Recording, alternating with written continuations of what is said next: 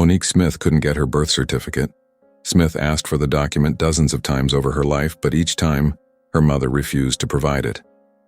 Without her birth certificate, Smith couldn't join the Marines or Baltimore's police department. She couldn't go to college. For years, Smith worked for Johns Hopkins Hospital reviewing medical claims, just praying every day they weren't going to ask for an ID, she says. Smith had enough. She launched what would become a decades-long quest for the document, and in her search for answers, everything Smith thought was true about her life unraveled. Smith grew up in Baltimore with an abusive mother and two of her now-deceased uncles, who she claims raped her for more than a dozen years. To escape the trauma, an 18-year-old Smith fled to Florida where she fell into sex work. She eventually married, moved, got divorced, and started a new life. "I wanted to live the story I wanted told, not the one that I was forced to be in," she says. The more Smith searched for answers, the more questions arose.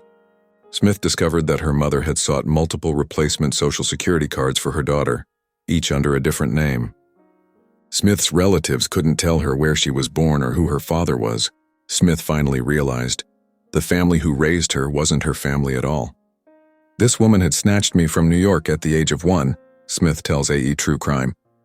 Smith called the National Center of Missing and Exploited Children and asked the agency to add her to its list of missing children. They said, "What do you mean?" I said, "I'm a missing kid, I'm just all grown up. There's got to be someone in your database looking for a baby," she recalls. She became missing child number 120 and 1258.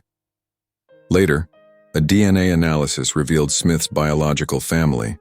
Her mother, who had died years before, was from New York, and Smith had 6 sisters.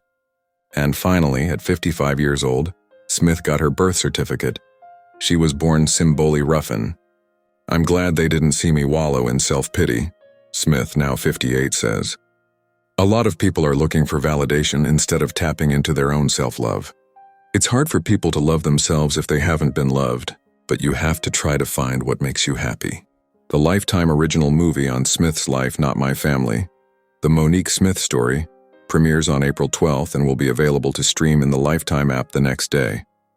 Ahead of its release, Smith spoke with AE True Crime about her journey of discovering her real identity, having to convince people to help her along the way, and what justice looks like for her.